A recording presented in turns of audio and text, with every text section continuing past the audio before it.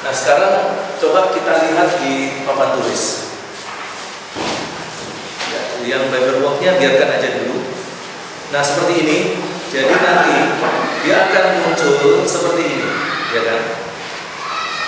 Jadi di paperwork kalian muncul seperti ini. Ini adalah kolom yang dinamakan kolom pencarian atau search window. Search window ini kolom pencariannya seperti ini. Nah, yang berwarna kuning ini adalah kata kunci yang kalian sudah pilih. Dan kalau saran saya, setelah memilih satu kata kunci, itu sudah jangan berpindah-pindah lagi ke lain hati. Ya, harus ditetapkan kata kunci itu ya sudah yang itu. Karena nanti kalau kalian pindah lagi, kalian kerjanya nanti mulai dari nol lagi. Nah, seperti yang pernah saya sampaikan, bahwa untuk menentukan kata kunci itu kita sudah punya aturan-aturannya, ya. Saya tak perlu jelaskan lagi. Nah, yang saya ingin jelaskan di sini adalah dari kolom search ini, setelah kalian memiliki apa yang dinamakan konkordansi. Nah, kalian sudah mulai bisa membuat satu proyek kecil. Ini namanya kalau konkordansi. Nah, konkordansi ini adalah sebenarnya kumpulan ayat-ayat yang ditentukan berdasarkan kata kuncinya. Dan kalian sudah tahu semua kata kuncinya jumlahnya ada berapa. Nah, kalau kita lihat di sini, saya menggunakan kata yang sudah di highlight warna kuning, itu sukarela. Berarti saya sebenarnya mau membahas sukarela ini entah di seminar, entah di khotbah saya. Nah, biasanya orang-orang itu menggunakan Bible Word untuk mendapatkan materi dari apa yang akan dia sampaikan di tempat pelayanan. Jadi materi khotbah saya adalah sukarela. Tetapi kan saya belum punya gambaran sukarela itu sukarela yang seperti apa. Apa yang harus saya bicarakan tentang sukarela? Maka ada langkah pertama, yaitu membuat beberapa pertanyaan-pertanyaan. Nah, di sini saya kasih contoh. Apa penyebab sukarela? Apakah ada alasan-alasan sehingga sukarela itu muncul? Apa itu sukarela? Ada berapa jenis sukarela itu? Mengapa harus sukarela? Tahapan sikap sukarela itu seperti apa? Ya, ini pertanyaan ini bukan kita dapatkan dari materi ayat kita, bukan, tapi ini pertanyaan yang muncul di otak kita ketika ayat kunci, ketika kata kunci itu sudah muncul, sudah kita tetapkan. Nah, ini adalah beberapa contoh pertanyaan-pertanyaan yang nanti membantu kita untuk mendalami kata sukarela itu. Dari pertanyaan-pertanyaan ini nanti kemudian kita cari jawabannya. Jawabannya adalah dengan menggunakan metode hermeneutik. Salah satunya adalah dengan cara konkordansi. Nah, di sini sebenarnya cara ini boleh dikatakan tidak salah. Tetapi kalau hanya ini yang kita lakukan, ini bisa salah. Maksud saya begini, ketika kita sudah menentukan kata kunci, kita sudah memiliki pertanyaan, maka tugas yang kedua, langkah yang berikutnya adalah membaca satu persatu ayat yang sudah muncul di sebelah kiri, kolom sebelah kiri. Jadi kalau ayat itu cuma 4 atau 5, seperti punya Enda itu 4 ya, punyanya Ibu 200, itu dibaca satu-satu. Nah, setelah membaca satu-satu ayat, baru kalian mengklasifikasikan ayat-ayat tersebut ke dalam pertanyaan ini. Jadi kalian baca satu ayat. Ketika ayat ini berbicara tentang sukarela, maka dia ini tergolong apa? Penyebab, alasan, definisi, jenis sukarela. Ya, apakah ini berkaitan dengan pertanyaan mengapa harus sukarela? Nah, jadi 200 ayat atau 20 punya berapa? 38 punya Yanu? 6 aja. Hah? Jadi 6. Hanya 6 aja. Nah, jadi hanya 6. Nah, dari 6 ini kalau menurut saya terlalu sedikit ya. Terlalu sedikit. Tapi ya bagaimana kalau itu sudah jadi pilihan ya sudah. Ayat yang harusnya ada itu juga jangan terlalu banyak seperti sampai 200. Juga jangan terlalu sedikit. Terlalu banyak itu akan membuat kita capek ya di dalam menganalisanya itu, karena terlalu banyak ayat yang akan bisa mengganggu konsentrasi kita.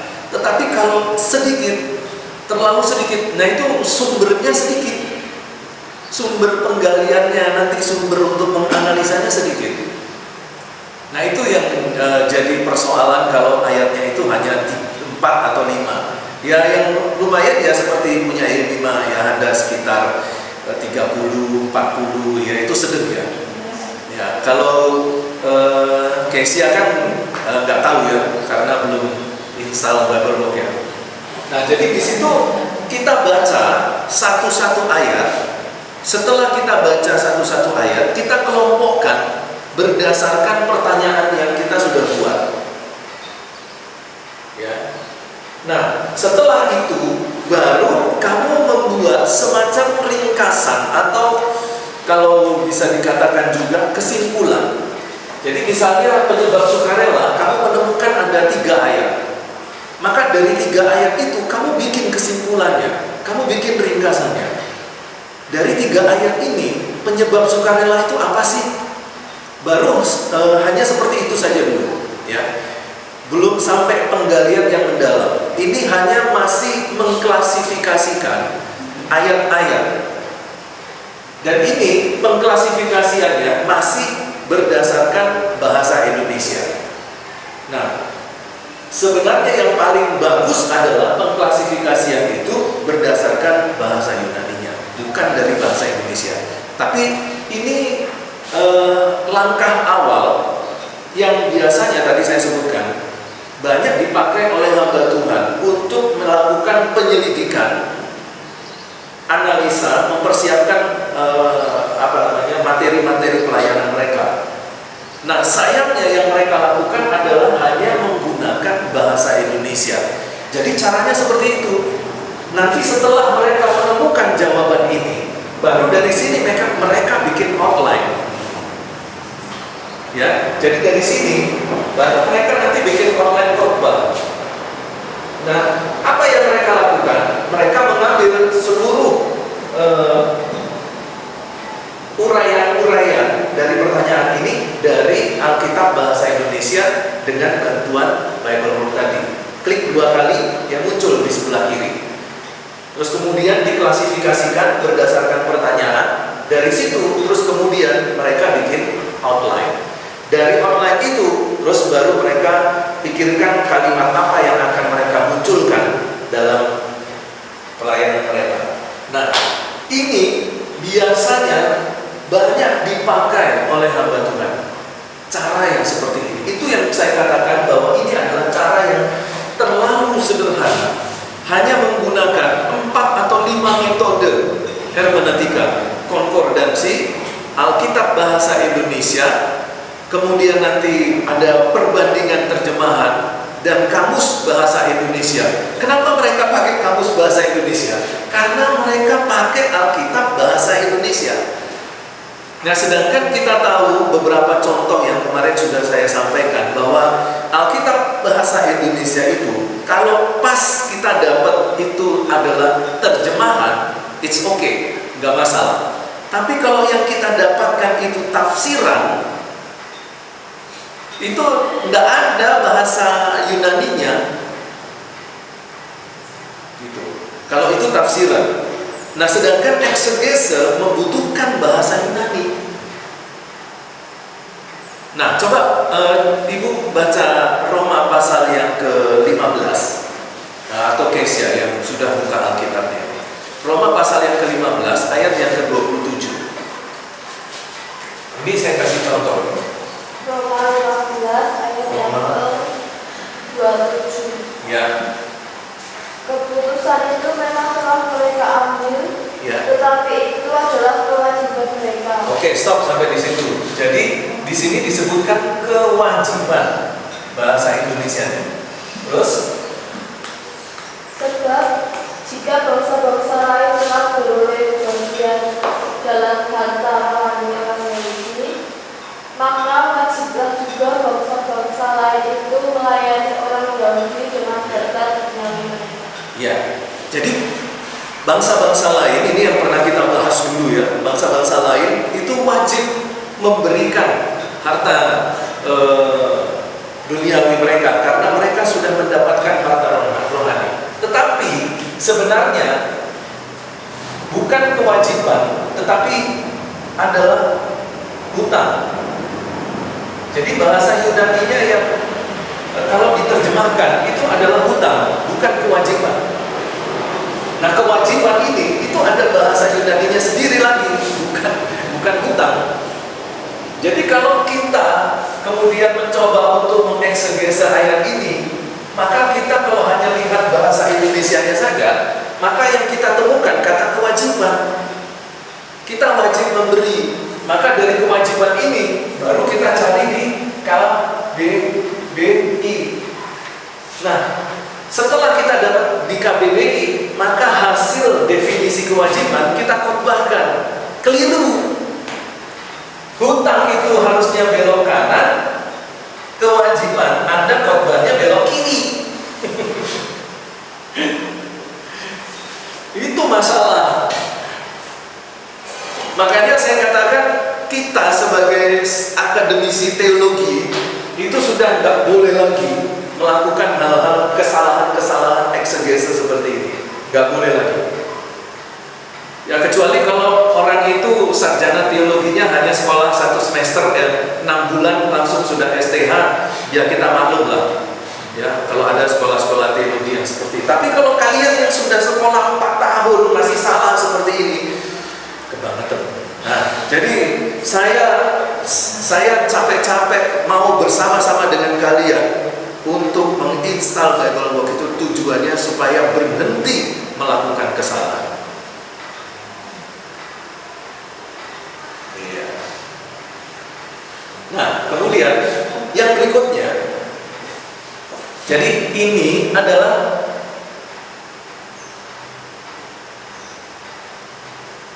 apa yang dilakukan oleh banyak orang. Nah, jadi mereka membuat kesimpulan dari semua ini, kemudian mereka membuat kesimpulan. Lalu kemudian pertanyaannya adalah pemikiran siapa yang ia sampaikan di dalam khotbahnya. Kalau seperti ini, ya, kalau seperti ini, itu pemikirannya siapa? Nah, itu yang kemarin saya katakan dalam eksegese kritis, kita bisa katakan ini pemikirannya tim penafsir, bukan inspirasi Roh Kudus. Nah, cuman nanti kalau mereka kemudian katakan, kami kan waktu menafsir juga berdoa minta bimbingan Roh Kudus.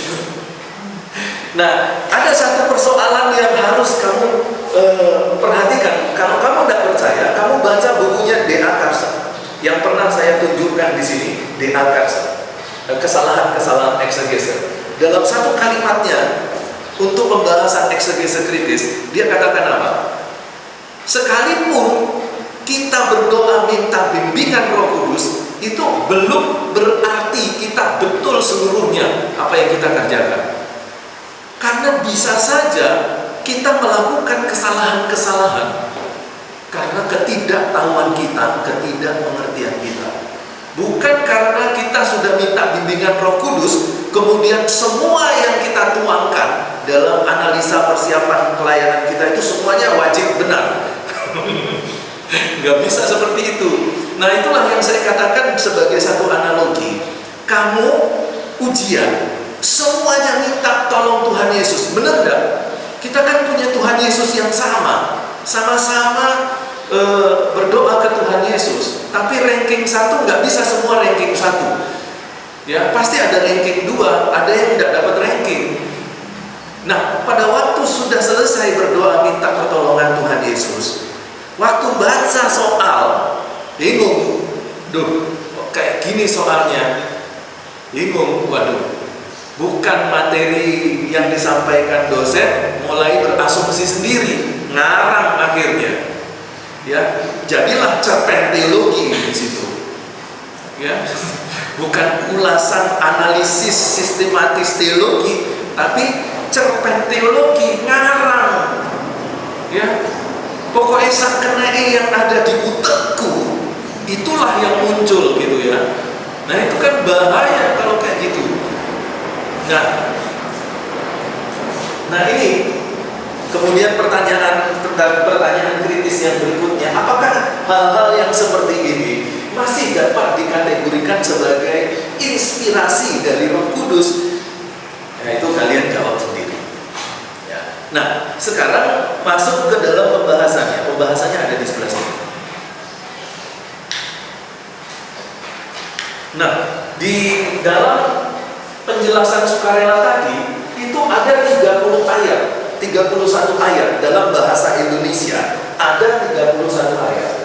Tetapi setelah saya ambil dari bahasa Yunaninya, ya, ini ya ekousios, itu cuma 6.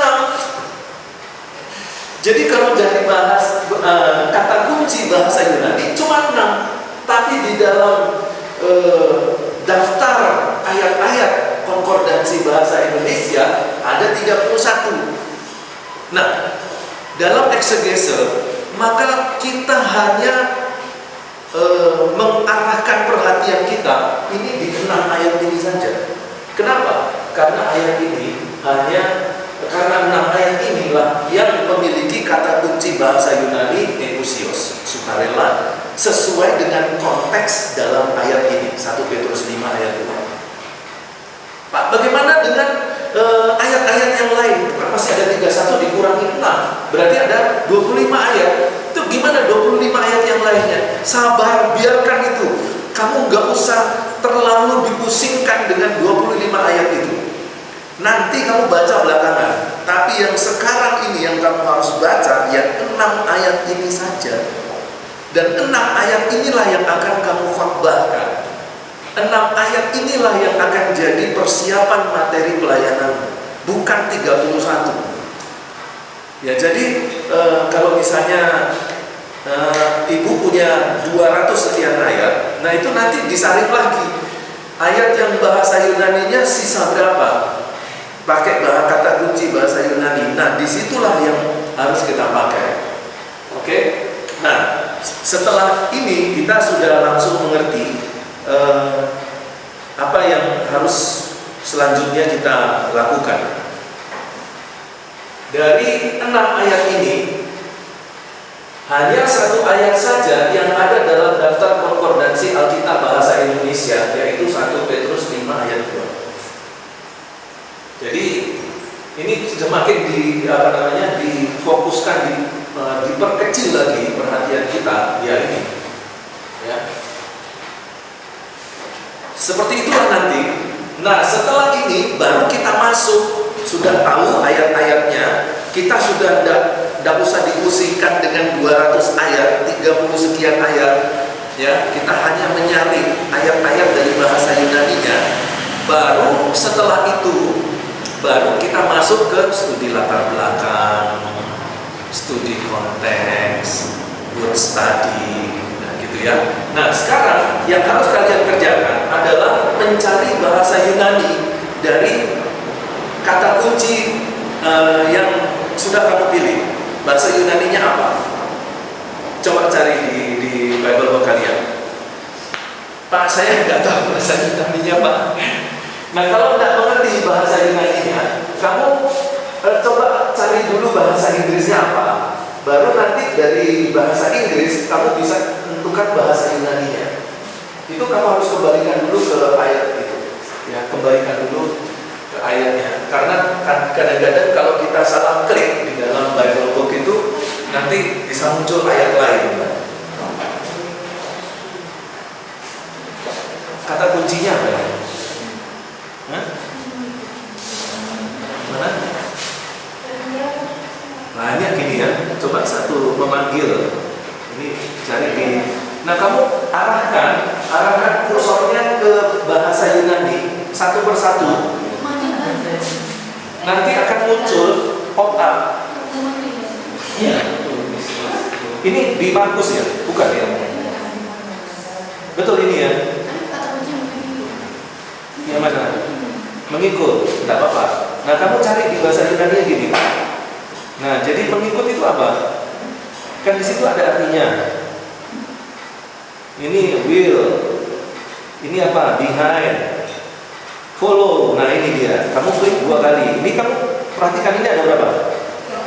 38. Nah, ini kamu klik 2 kali. Nah, cuma 1.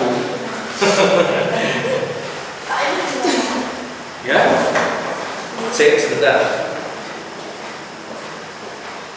Sudah dapat? Hanya berapa ayat? Ada berapa ayat? Hanya 1 ayat. Ini kata kuncinya apa? Lemah. Lemah. Big kan? Ini kita kesini cari big. Nah, itu big. Yang bahasa Yunani. Nah, itu big. Nah, ini sudah. Kamu klik 2 kali di sini. Nah, cuma 2. Tadi berapa? 200. Nah, sekarang cuma 2. Nah, makanya saya katakan. Makanya kalau kita hanya berpatokan dari konkordansi bahasa Indonesia, bayangkan itu punyanya Ibu Lea, itu daftarnya 200. Ya, tapi setelah kita dapat kata kuncinya cuma 2. Maksudnya, loh, itu 2 itu adalah kata kunci berdasarkan konteks ayat yang kita pilih. Nah, itulah. Makanya sekali lagi saya katakan, kalau kita menggunakan konkordansi bahasa Indonesia, udah capek-capek baca 200, ternyata cuma 2. Tapi apakah salah Pak kita baca 200 itu? Enggak salah. Itu nanti jadi referensi tambahan. Jadi kalau ada pembahasan-pembahasan di sekitar topik kita, nah itu kita dapat dari ayat-ayat yang banyak tadi. Tetapi untuk eksegese, ya sudah ayat yang dari bahasa Yunani tadi. Begitu. Ini kamu sudah ya, betul, sudah dapat ini ya. Nah, itu. Ya, itu cuma berapa? 2 Pak? 2 apa satu? 1 aja. Ya. Gitu. Gimana?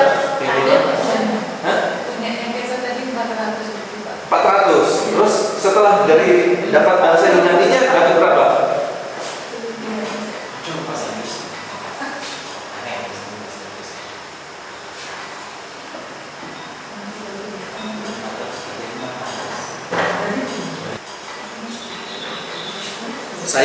Sayang apa? LCD-nya kurang mendukung. Kalau di sana, kalau di mana? Kamu cek dulu bahasa Inggrisnya apa? Kan apa sih? Pengampunan. Hah? Oh ya itu. Afesisia. Ya. Ada sih. Sending away afesis. Offering persembahan. Ini dosa. Oh, berarti dia pengampunan itu pakai sending away ya. Remisi, remission. Jadi remisi itu apa namanya? Seperti pengampunan yang dapat dari presiden itu remisi. Jadi semua kesalahan kita secara total sudah dibersihkan dengan 1 kali remisi. Itu pengampunan ya. Saya ganti itu Pak. Nanti ayat kata itu 400 sekian Pak. Ya, tapi kalau itu kan cuma 3. Enggak, ini beda lagi Pak. Nah, gitu ya. Sekarang setelah kita menemukan bahasa Yunaninya, maka kita lihat lagi di kolom paling kanan. Kita pilih, kita perhatikan kolom paling kanan. Nah, ini kita arahkan kursor kita ke kata bahasa Yunaninya. Salah satu di situ ada 2 bahasa Yunani, boleh pilih yang mana. Kalau saran saya, pilih yang terjemahan BGT. Terjemahan BGT, jangan yang BIS, jangan yang BIS. BIS itu Bizantium. Pilih yang BGT, lalu arahkan ke kata Yunani. Sudah muncul? Ya. Ke kata Yunani. Nah, nanti di kolom sebelah kanan itu akan muncul analisa dari kata itu. Ini harus ke analisa. Ya, ini pilih analisa ya. Jadi di kolom paling kanan kamu pilih analisa. Nanti dari analisa itu dia akan muncul.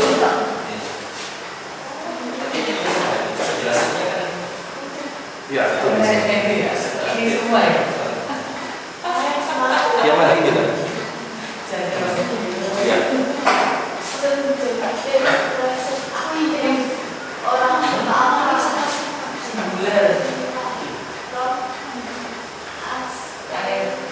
Nah, ini kalau misalnya kalian dalam apa namanya, yang keluar di kamus itu cuma sedikit, tidak usah khawatir. Ada caranya untuk mengeluarkan agak banyak analisanya. Itu kamu pilih ke tools, pilih menu tools, kemudian pilih option. Pilih option. Sudah? Ini nanti akan muncul seperti ini.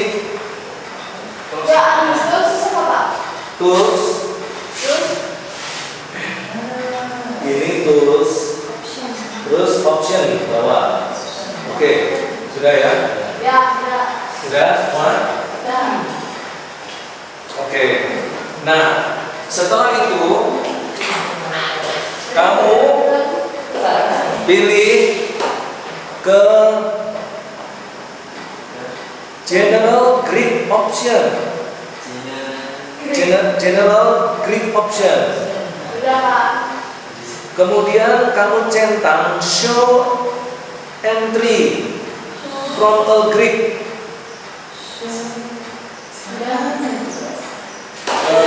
Pilihan paling atas. Show entries from our grid.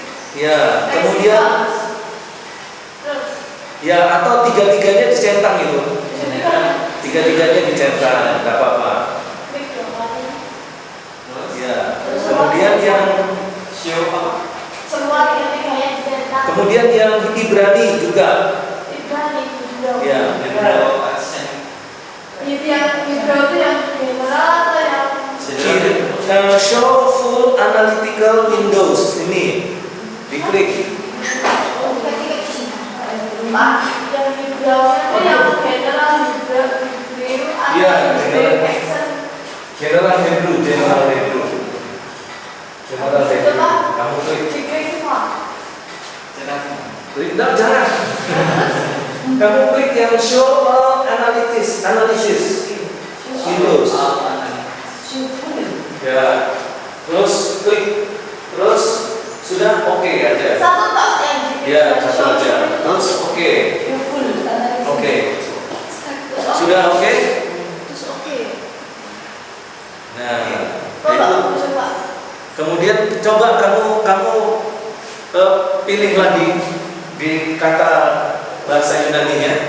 Oh ya, itu Sudah muncul ya? Nah, jadi banyak dia. Tuh, jadi banyak ya. Nah, itu semua dibaca ya nanti. Oke, sampai dari situ. Sudah?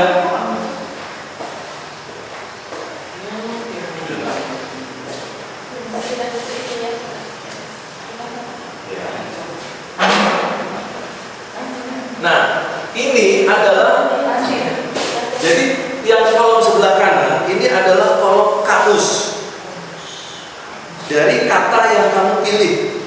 Nah, nanti kalau kamu gerakkan kursornya, misalnya kamu pilih bahasa Yunani yang lain, kata Yunani yang lain, kamusnya akan berubah lagi sesuai dengan arah kursor kamu. Coba kamu pilih salah satu, pindahkan ke kata Yunani yang lain.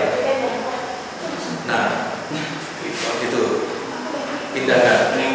Jangan diklik, pindahkan aja. Itu kamusnya langsung berubah, betul ya? Nah, kadang-kadang kita itu mau mengarahkan ke satu kata, tapi karena kata itu ada di pinggir sini, waktu kita pindah ke sana, ini sudah pindah semua, karena dia menyentuh kata-kata yang lain. Nah, bagaimana caranya supaya kita tidak dalam kamus yang kita pilih itu tidak kemana-mana? Misalnya nih ya, kamu pilih ke Oxford sini, kamu mau arahkan ke sini, nah itu pindah lagi dia. Misalnya kita di sini, kita mau arahkan kursor kita untuk copy paste di sini kan. Pada waktu kita bergerak, sudah ganti lagi ya. Nah, gimana caranya? Caranya adalah kita arahkan kursor kita ke salah satu kata, lalu kita tekan shift. Kita tekan shift ini. Kita tekan shift gini. Nah, misalnya kita pilih ini, kita tekan shift, baru kita gerakkan kursor kita ke kanan. Kita gerakkan kursor kita ke kanan sambil tekan shift. Nah, lalu dia nggak bergerak, lalu kita bisa pilih begini.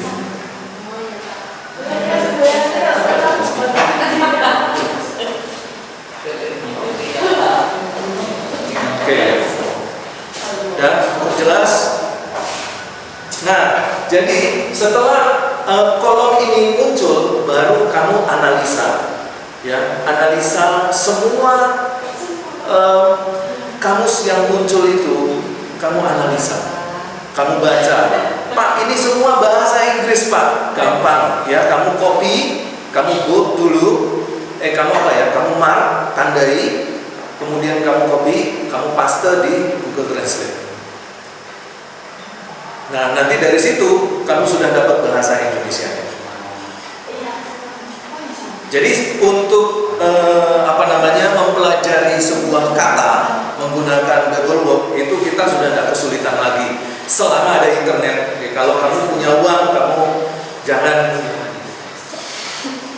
dihambur-hamburkan terlalu banyak nelpon pacar ya, tapi sediakan juga uang itu untuk pakai data Bible Workmu ya, untuk terjemahkan.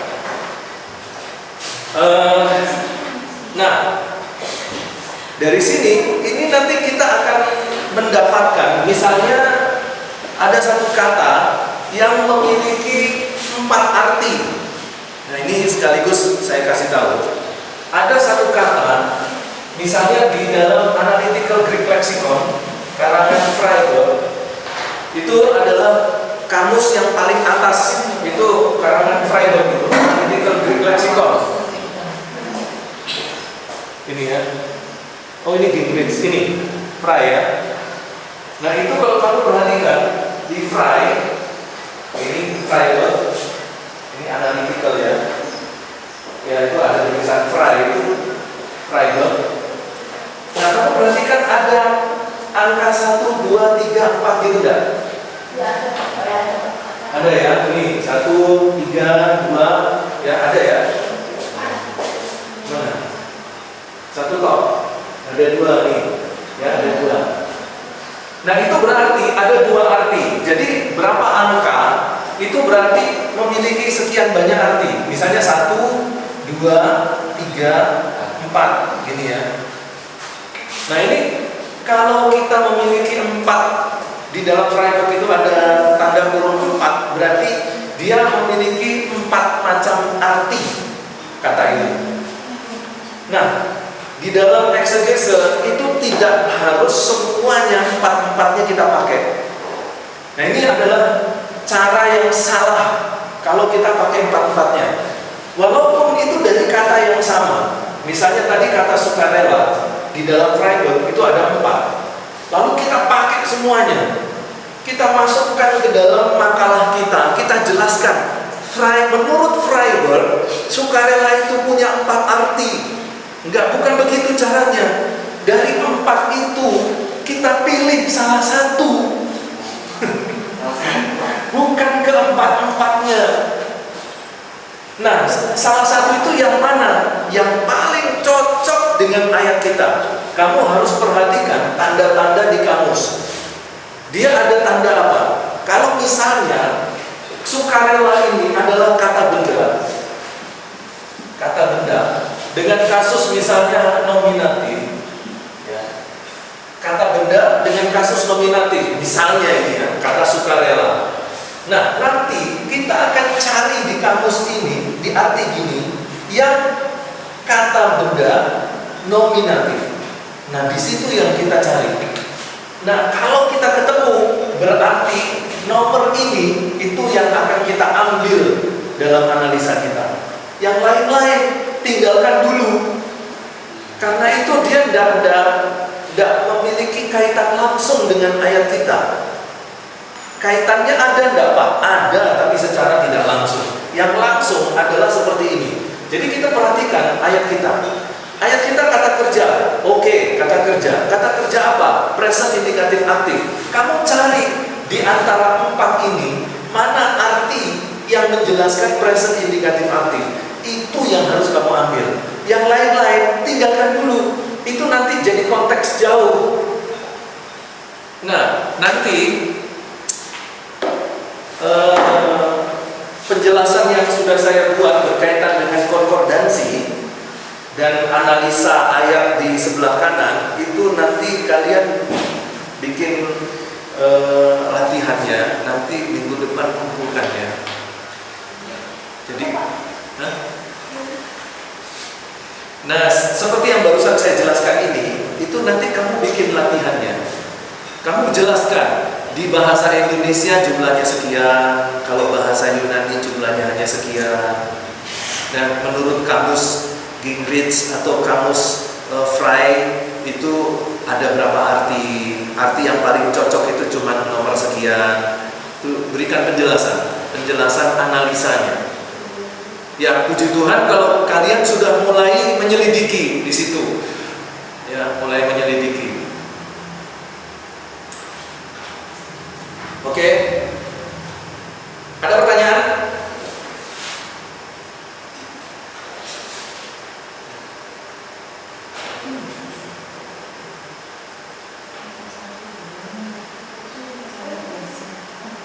Oke, kalau tidak ada pertanyaan, sekarang langkah yang berikutnya, ya, untuk mencari data, langkah berikutnya, yaitu kamu arahkan kursornya ke resource. Di kolom sebelah kanan itu ada menu cari yang resource. Sudah? Kalau sebelah kanan atau yang atas Pak? Kolom sebelah kanan di bagian resource. Analisis risk. Sudah? Diklik. Sudah. Nah, di situ, jadi kalau turun ke bawah terus, banyak ya, masih banyak. Nah, ini adalah sumber bacaan untuk ayat kita. Ayat kalian yang kalian sudah pilih itu sumber bacaannya di situ. Jadi kalau kita pilih resource seperti ini, misalnya saya pilih apostelo, nanti saya arahkan dia ke resource, itu nanti akan muncul banyak kamus, banyak buku. Misalnya Freiburg Analytical Greek Lexicon, kemudian ada Lownida Greek English Lexicon, betul ya? Kemudian ada Thayer Greek English Lexicon. Nah, kamu perhatikan bahasa Yunani yang ada di situ. Adakah bahasa Yunani yang cocok dengan kata kuncimu? Kalau ada, itu kamu arahkan kursornya ke sana, kamu klik 2 2 kali.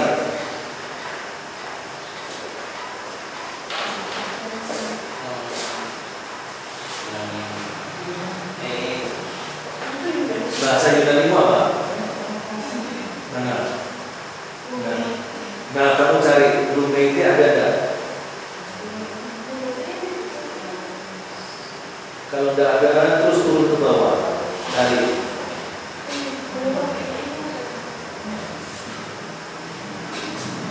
Turun pakai ini.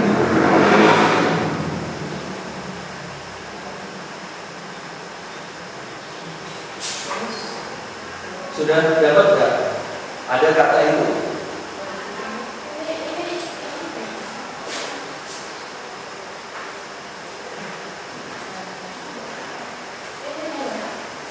Mana? Ini mana? Mana sih? Ini.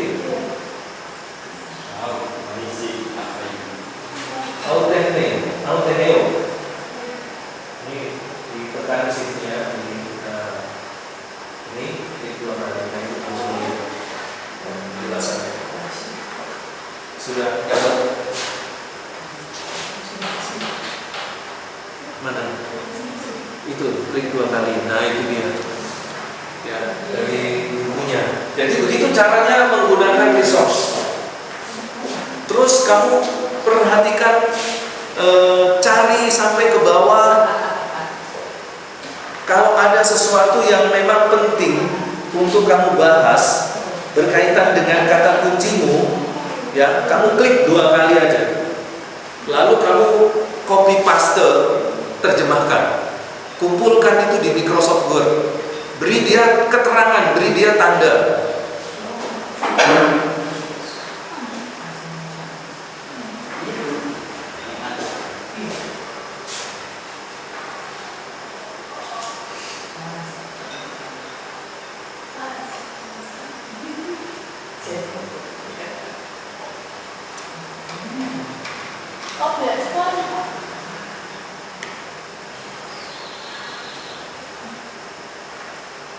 Oke. Nah, jadi seperti itu kira-kira untuk sementara yang harus kita cari analisa dengan menggunakan pendekatan konkordansi. Nah, nanti kalian terus coba sendiri di rumah, jangan takut salah, ya. Maksudnya salah pencet atau gimana. Softwarenya itu nggak akan pernah rusak. Kalau seandainya rusak, ya sudah, tinggal bawa ke saya, nanti tinggal diperbaiki lagi. Oke. Jadi kira-kira seperti itu. Sebenarnya apa yang kita kerjakan untuk analisa kita menggunakan Bible Book itu baru kurang lebih 3%. Ya, belum apa-apa, ya, baru 3%. Tapi kalau kita melakukan itu, bagi orang lain yang mendengarkan analisa kita, itu kita sudah dianggap hebat. Ya, kita sudah dianggap hebat. Kenapa? Karena apa yang kita analisa itu mereka nggak pernah melakukan itu. Jadi kamu akan mendapatkan pembahasan-pembahasan baru dari cara seperti ini. Kamu dapat penggalian-penggalian baru juga dari cara-cara seperti ini. Nah, nanti kalian explore lagi Bible Book itu, ya, dieksplor, cari tahu dulu sendiri. Nah, nanti kalau misalnya bingung baru bisa ketemu dengan saya. Nah, sekarang langkah berikutnya untuk menganalisa kata kunci itu, kalian pergi ke Lidi Greek Lexicon. Kamu arahkan kursornya, kamu arahkan kursor ke bahasa Yunani, sudah ya? Kata kunci bahasa Yunani, arahkan kursornya ke situ, lalu klik kanan, klik kanan, klik kanan, sudah. Nanti akan muncul menu seperti ini, muncul menu seperti ini. Waduh, ya. Muncul menu. Nah, nanti dari menu itu kamu pilih Open NT Diagram. Cari. Ada? Ada. Nah, itu klik satu kali aja. Open NT Diagram. Nah, itu muncul diagramnya. Ya. Tapi kalau bahasanya kan juga ada translate. Oke. Nah, sekarang kamu pergi ke view. Nah, pergi ke view, kemudian zoom. Ya, pilih 150%. Klik. Iya. Ini loh, Pak. Ini ada. 30 tahunnya. Nah, jadi kalau sudah seperti ini, kamu sudah kembali lagi harus mengingat pelajaran bahasa Yunani. Ya. Nah, nanti dari situ kamu coba perhatikan kata kuncimu ada di mana. Apakah kata kuncimu itu betul ada di pokok kalimat, induk kalimat atau tidak? Nah, nanti dari kata kunci itu dia berwarna biru dia. Kalau ini kata kuncimu mana? Yang mana? Contoh. Kok nggak ada biru? Tadi biru apa? Akhirnya ada biru. Berbeda. Ini kok. Nah itu Ini. mana?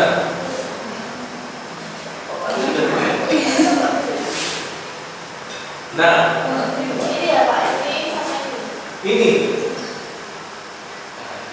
Nah, sebenarnya ini kalimat utamanya. Tapi dari kalimat utama ada penjelasan anak kalimat. Nah, ini sebenarnya adalah anak kalimat dari kalimat ini. Jadi kalimat utama itu adalah kucing ikut. Jadi ini adalah kata kunci utama. Ini kata kunci yang kedua. Ya. Bisa nggak Pak? Ya bisa. Kamu habis membahas ini, wajib kamu membahas ini juga. Karena dia di bawahnya ilmuku. Oh ilmuku. Oh ilmuku. Ya, itu caranya. Jadi tidak hanya membahas ini saja. Itu nanti setelah kamu bahas, kamu naik ke atas membahasnya. Kata kuncimu di mana? Itu. Nah, itu di anak kalimat itu, ya kan? Jadi kamu harus menjelaskan anak kalimat dulu, baru kembali ke induk kalimat itu. Itu kerja 2 kali. Makanya saran saya adalah Pak, cari kata kunci di induk kalimat. Udah gak mikirin anak kalimat lagi. Kalau kamu pilih anak kata kunci di anak kalimat, ya tergantung anak kalimatmu itu anak kalimat yang berapa. Kalau kedua masih lumayan. Kalau yang kelima ya kamu naik ke atas nanti sampai 5 kali. Ngerti ya maksud saya? Nah, itu adalah cara yang bertanggung jawab. Ya, itu eksegese yang bertanggung jawab. Sudah dapat di mana? Sini. Ini 1 naik sini 2, naik sini 3 kamu. Gak apa-apa. Jadi ada 3 pembahasan ya. Seperti itu. Baru betul-betul kita melakukan eksegese yang murni, yang alkitabiah, yang benar, bertanggung jawab. Ya seperti itu cara. Gitu. Nah, nanti setelah kita temukan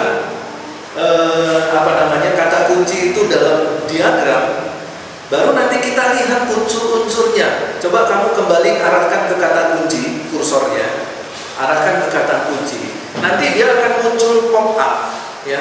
Ada seperti jendela kecil memberikan informasi arti dan dia unsur kata apa, kata benda atau kata kerja. Nah, itu. Nah, itu harus dicatat. Mana yang mana? Nah, itu. Jadi imperatif present aktif. Kalau ini apa? Subjuntif present aktif. Nah, harus cari lagi apa itu subjuntif. Bukan lagi sudah dikumpulkan Pak. Salah.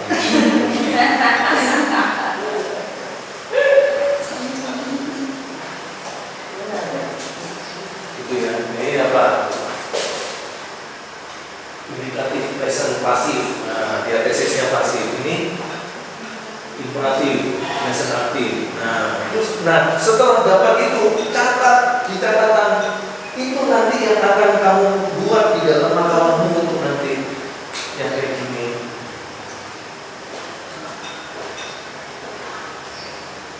Nah, jadi makalahnya bukan sekedar menulis biasa, tetapi betul-betul kita mulai belajar menganalisa. Nah, nanti sudah dapat itu, kembali mengingat seperti soal dalam ujian.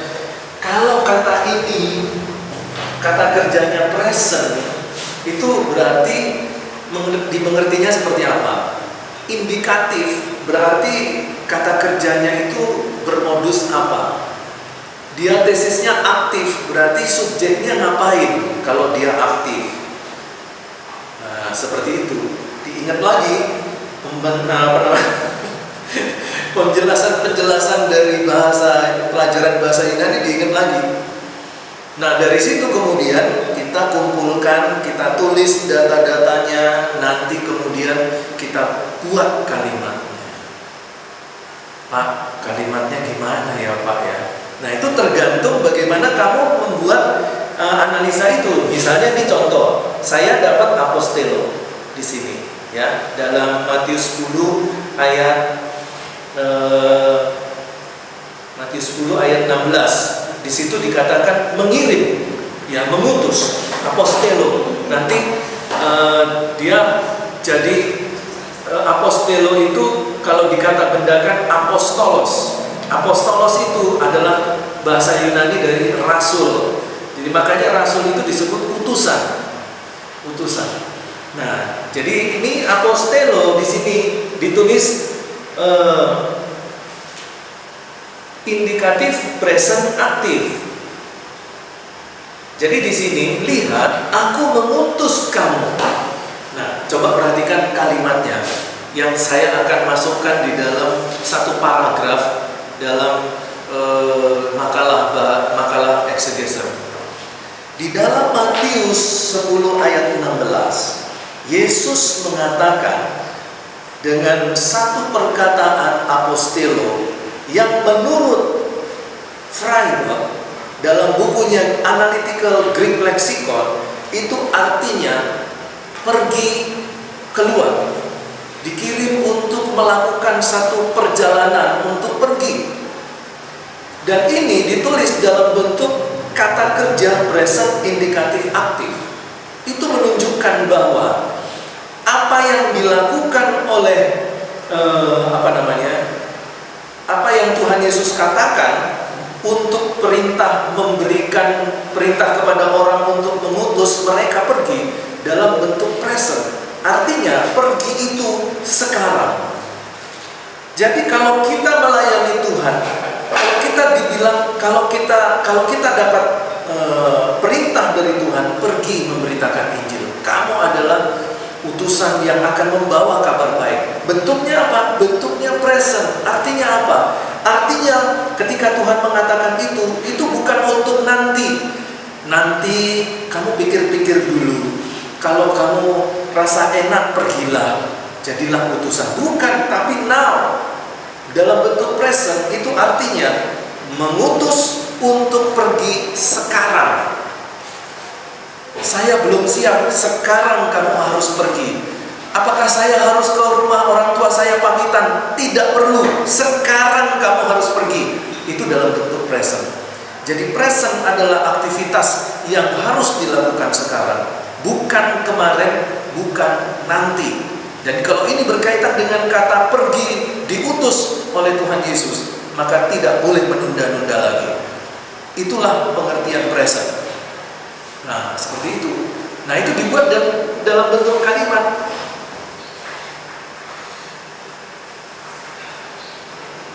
Lalu bagaimana dengan indikatif? Indikatif itu adalah modus faktual. Artinya bahwa mengutus ini modus indikatif yang faktual. Artinya bahwa ini betul-betul suatu kenyataan, bukan seandainya, bukan jika. Jika Tuhan mengutus saya, jika saya diutus oleh Tuhan, maka ya, kalau Tuhan mengutus saya, maka saya bukan persyaratan, bukan kalimat pengandaian. Kalau kalimat pengandaian, saya bisa pikir-pikir dulu, baru saya ikut perintah Tuhan untuk pergi sebagai utusan. Tidak, ini indikatif. Itu artinya bahwa faktanya kamu sekarang menjadi utusan yang akan diutus oleh Tuhan Yesus untuk pergi. Ya, aku mengutus kamu. Jadi kita dipilih untuk melakukan kegiatan pergi. Pergi kemana? Memberitakan Injil. Kapan itu? Present, sekarang. Jangan nanti ya Tuhan, tunggu papa saya meninggal dulu. Papa saya lagi di rumah sakit, lagi ada di ICU. Nggak enak Tuhan, saya pergi pelayanan, papa saya sekarat. Tunggu ya, papa saya mati dulu ya Tuhan. Tuhan Yesus bilang apa sama orang begini? Kamu tidak layak bagiku. Biarlah orang mati menguburkan orang mati, tetapi kamu pergi. Nah, itu indikatif. Nah, jadi kita harus langsung memikirkan, oh ya gini, bikin kalimatnya seperti contoh-contoh yang pernah kalian buat, kerjakan sebagai jawaban dulu. Pak, jawaban saya kayaknya tidak kayak gitu. Jawaban saya kayaknya nggak kayak gitu, Pak. Loh, waduh, berarti saya salah kasih nilai dong ya.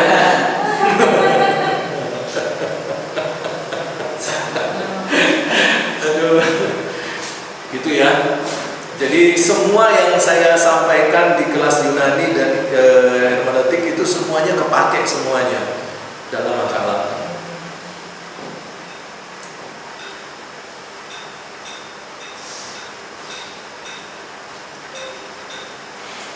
Ya ini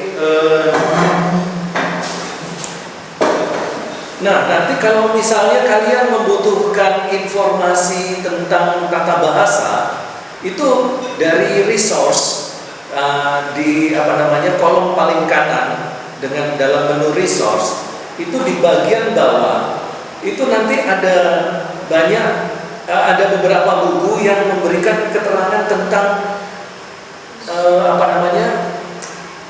penjelasan tata bahasa. Coba kalian turun sedikit, nanti di situ ketemu Davis Beginner Grammar of the Greek New Testament, ada enggak?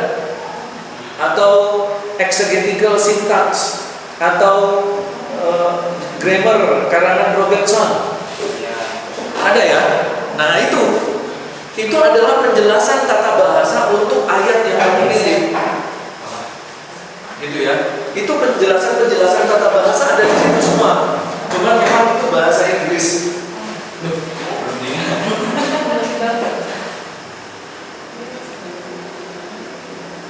Nah, ini di resource bagian bawah.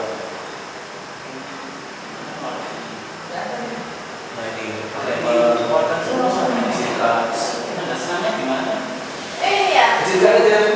kecilkan. Oh ini, kecilkan. Minimize. Ya, terus turun ke bawah. Mana ya?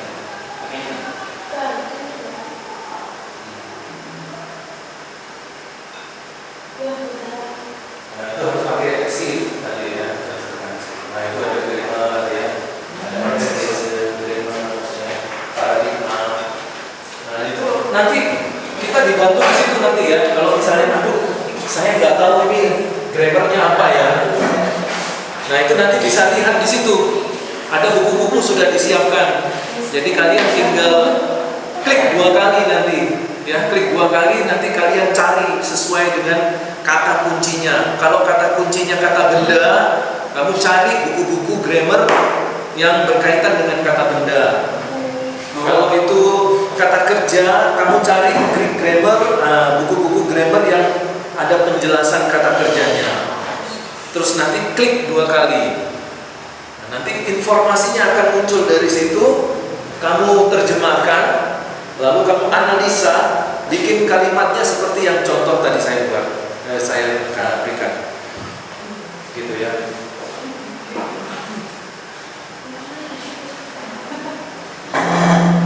Biasanya yang di Robertson dalam dari deskripsi itu kan ada indikatif, jadi contoh kamus dari hadis dengan hadis dengan kan ada kalimat kita masih pilih 2 itu kamusnya.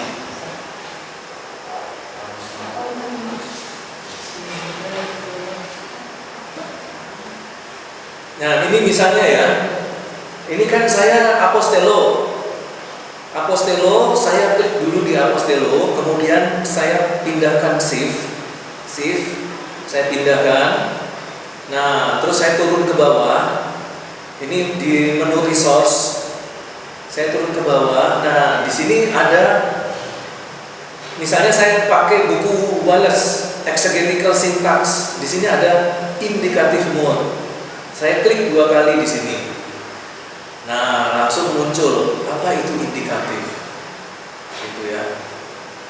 Jadi nanti dari situ kita dapat penjelasan tentang indikatif. Nah, dari penjelasan itu terus kita terjemahkan. Mana coba? Coba kalian melakukan itu coba. Kalian pergi ke, nah, ini sudah tahu.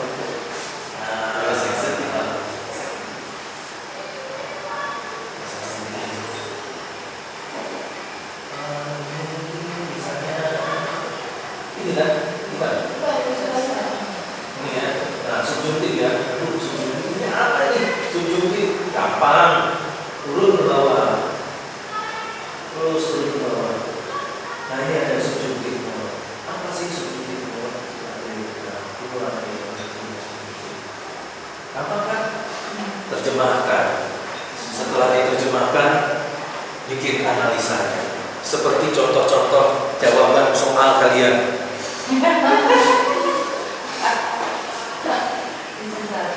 Ya, jadi sebenarnya dari Bible Book ini itu semuanya udah disediakan. Jadi kita tinggal klik-klik di bold, copy, paste, terjemahkan, kumpulkan di Microsoft Word. Nanti di Microsoft Word itu nanti jangan lupa kamu harus tandai. Jangan sampai nanti kecampur-campur dengan catatan-catatan lain. Jadi ini misalnya ini khusus untuk grammar, ini khusus untuk studi latar belakang, ini khusus untuk analisa konteks dekat, jauh, nah gitu. Kalau kalian nggak bikin semacam pengelompokan tadi, itu nanti catatan-catatan kalian itu mengelompok, nanti waktu mau nyusun bingung. Aduh, ini yang mana ya? Ini yang saya maksudkan apa ya dulu ya? Udah lupa. Ya jangan sampai gitu, kita kerja double-double nanti waktu kita habis ya. Nanti waktu buat pacar kamu nggak ada. Iya. Ya, sudah bisa kan? Nah ini imperatif mode. Apa ini? Ya ini kamu copy, kamu paste, kamu terus translate, diterjemahkan. Nah dari situ nanti kamu masukkan ke makalahmu, bikin analisanya. Gampang kan? Gampang, nggak ada yang sulit. Oke, ada pertanyaan?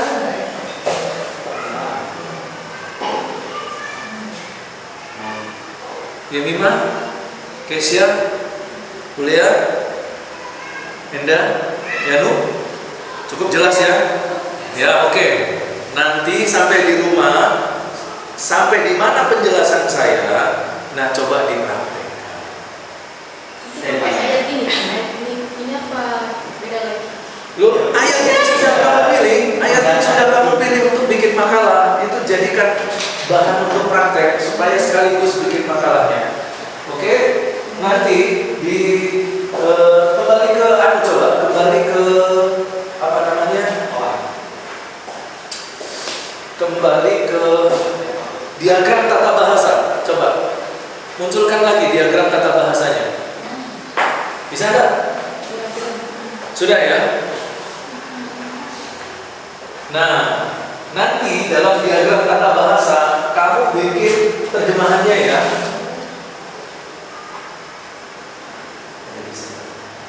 Tutup ini diagram tata bahasa. Ini bagaimana sih Efesus 4 ayat 40 ya?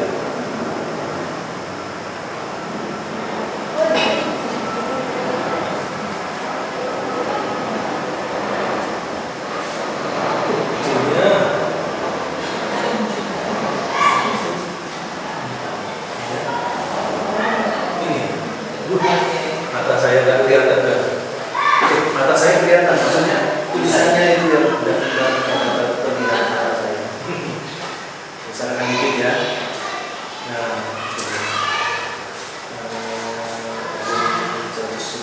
ya. Nah, oke, sudah ya. Nah, nanti kamu apa namanya terjemahkan. Jadi nanti gini.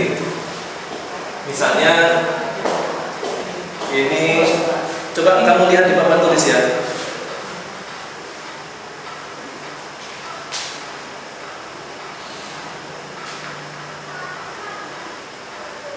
Nah, ini misalnya ya. Saya pilih apostelo. Oke, ini. Nah, coba kamu perhatikan ini. Saya perbesar dulu 200.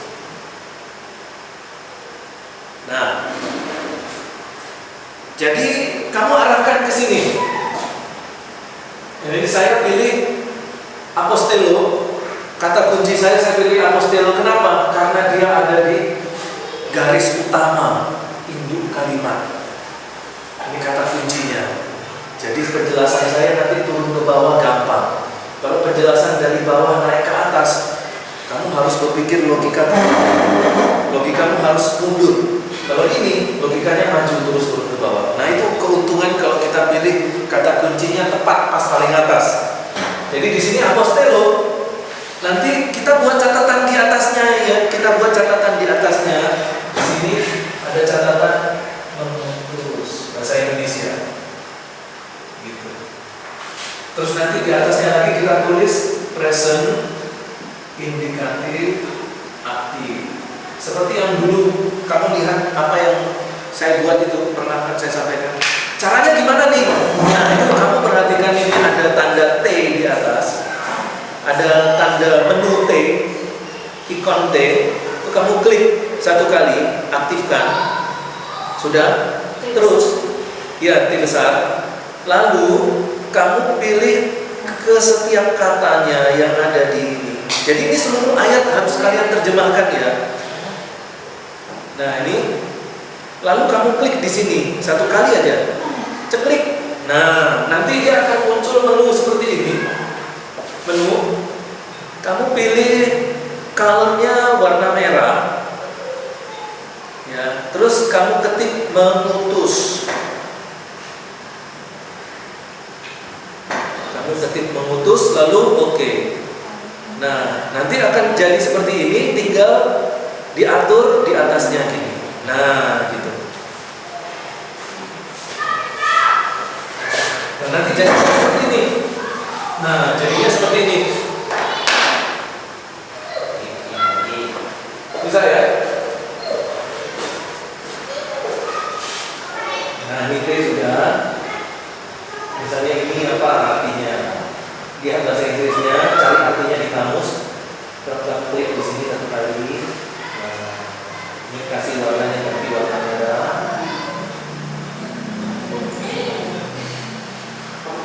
Di sini kasih tahu artinya bahasa Inggris apa. Bisa.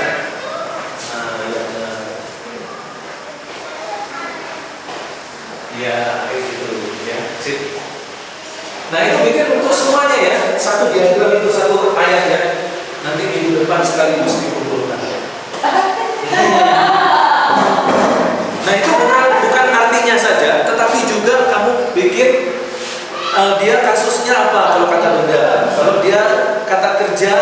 kerjanya apa. Ya, nanti dibuat warna beda ya, misalnya warna biru gitu ya. Ini ukurannya cuma segini. Gimana? Ini ukurannya cuma segini. Ya nggak apa-apa. Kalau mau dikecilkan juga boleh. Nah, kalau mau dikecilkan kamu klik 2 kali sini, nah, terus fontnya nggak kecilkan. Nah, di atasnya juga. Jadi kalau misalnya tulisannya bersyarat, itu fontnya diganti boleh. Bukan ada font. Fontnya kan boleh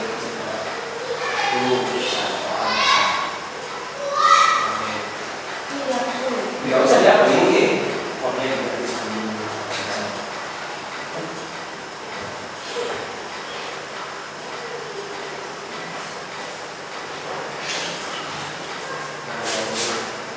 Jadi kalau mau diedit,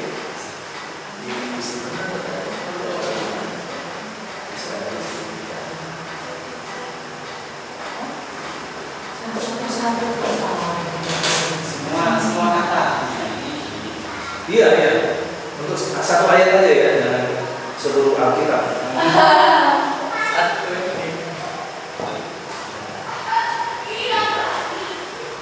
Nah, kira-kira seperti itu. Jadi kalau cabangnya banyak begini ya agak sedikit kerja kerasnya. Paling ini cuma setengah jam lah kalian buat seperti itu. Ya. Semua nanti dikasih bahasa Indonesianya sama apakah dia kata benda apa, kata kerja apa, ditulis semua keterangannya. Gak usah panjang-panjang, disingkat-singkat untuk kita tahu aja. Kita bisa tahu, kita mengerti maksudnya gitu